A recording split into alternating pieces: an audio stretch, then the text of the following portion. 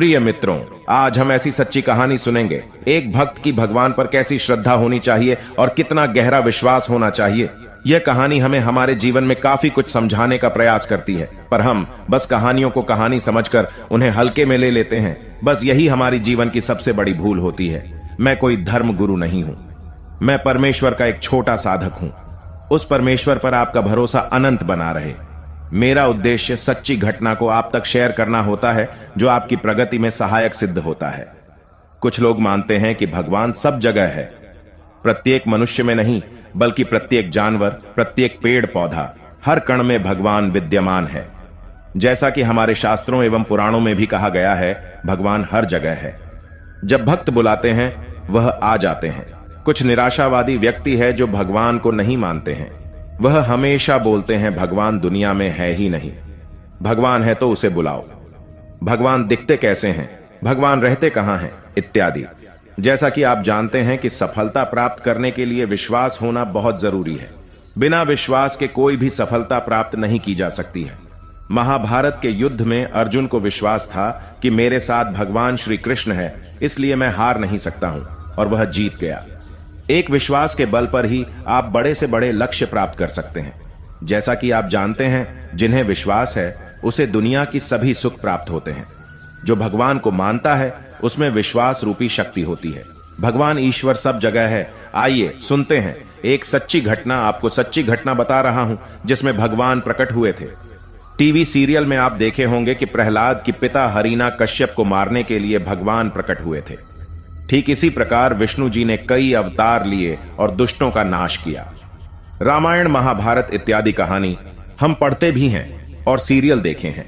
यह घटना कई युगों पहले की बात है। मैं कुछ समय पहले की एक घटना बता रहा हूं जो आपको अचंभित कर देगा, आपको सोचने पर विवश कर दें कि वास्तव में भगवान है। एक गांव में एक बहुत ही साधारण व्यक्ति रहता था। उसे भगवान पर अटूट विश्वास था। जब कोई व्यक्ति उसे हालचाल पूछता, वह बोलते हैं, भगवान जी जाने, उस गांव में एक भगवान जी का मंदिर था। उन्हें उन पर पूरा विश्वास था। उन व्यक्ति के 2 पुत्र और एक पुत्री थे। जब पुत्री की शादी किया तो उस साधारण व्यक्ति ने साहूकार से कुछ कर्जा लिया। कुछ समय बाद दोनों पुत्र ने पिता को बोला, है यह लो पैसे और साहूकार को देकर कर्ज से मुक्त हो जाओ। उस व्यक्ति ने जाकर साहूकार से कहा, यह लीजिए साहूकार जी, आपका मूलधन और ब्याज, और मुझे अपने कर्जे से मुक्त करा दीजिए। साहूकार ने एक पेज पर लिख दिया कि आपका पूरा कर्जा ब्याज सहित प्राप्त हुआ, आप कर्जा से मुक्त है। साहूकार ने उस व्यक्ति से पूछा, इस पर क्या लिखा हुआ? उस व्यक्ति ने कहा, मैं तो अनपढ़ हूं, जो लिखा है वह भगवान जी जाने। साहूकार समझ गया कि व्यक्ति बहुत सीधा है। उनके मन में लोभ आ गया। साहूकार ने उस व्यक्ति को कहा, अंदर जाकर एक गिलास पानी लेकर आओ। इसी बीच में साहूकार ने उस पर्ची को हटाकर एक पर्ची लिख दिया कि अभी मेरा कर्जा बाकी है। अंदर से व्यक्ति आया और पर्ची लेकर चला गया। कुछ दिन बाद साहूकार पैसा मांगने पहुंच गया। उस व्यक्ति ने कहा कि यह बात गलत है, मैंने आपको पैसा दे दिया है। मामला कोर्ट में चला गया। कोर्ट में व्यक्ति को बुलाया गया। व्यक्ति जोर जोर से रोने लगा और बोला कि भगवान जी जानते हैं कि मैंने उसको पैसा दे दिया। जज साहब ने पूछा, कोई गवाह है जिसने आपको साहूकार को पैसा देते देखा था? उसने कहा, हां भगवान जी है। भगवान जी ने मुझे पैसे देते हुए साहूकार को देखा था। जज साहब ने कहा, भगवान जी को बुलाया जाए। पुलिस वालों ने उस गांव में जाकर लोगों से पूछा, भगवान जी नाम का कोई व्यक्ति इस गांव में है, उसे कल कोर्ट में आना पड़ेगा। गांव वालों ने कहा, भगवान जी नाम का कोई भी व्यक्ति इस गांव में नहीं है, भगवान जी का मंदिर है। अब भगवान कैसे कोर्ट में पेश होंगे? अगले दिन अदालत की कार्रवाई शुरू हुई। जज साहब के बगल में खड़ा भक्ति जोर से बोला लगा, भगवान जी हाजिर हो, भगवान जी हाजिर हो। उसी वक्त एक बूढ़ा व्यक्ति सिर पर तिलक लगाए, चंदन का माला पहने हुए कोर्ट में आ गया। उस व्यक्ति ने कटघरे में खड़ा होकर बोला, सर मैं भगवान जी हूं, बताइए क्या बात है? जज साहब ने भगवान जी से पूछा, क्या आप इस व्यक्ति को साहूकार को पैसे देते हुए देखा था? तब भगवान जी ने बोला, हां जज साहब, मेरे सामने में इस व्यक्ति ने साहूकार को पूरे पैसे ब्याज समेत दे दिया था। आप साहूकार को यहां पर रोकिए और किसी व्यक्ति को साहूकार के घर भेजिए। साहूकार के घर में अलमारी नंबर 3 में एक फाइल है। उस फाइल के 22 नंबर पेज पर वह पर्ची है जिसमें लिखा है कि यह व्यक्ति ने ब्याज समेत पैसा दे दिया। वह व्यक्ति इतना बोलकर चला गया। कुछ देर बाद सिपाही वापस आया और जज साहब को एक पर्ची दी। यह पर्ची जिसमें लिखा हुआ था कि पूरा पैसा ब्याज समेत मिल गया।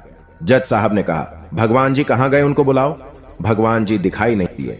अगले दिन जज साहब उस व्यक्ति के गांव गया। पूरे गांव में खोजा गया। सभी व्यक्ति ने कहा कि वह वृद्ध आदमी इस गांव का नहीं था। जज साहब समझ गए वह वास्तव में वह भगवान श्री कृष्णा जी यानी भगवान ही थे।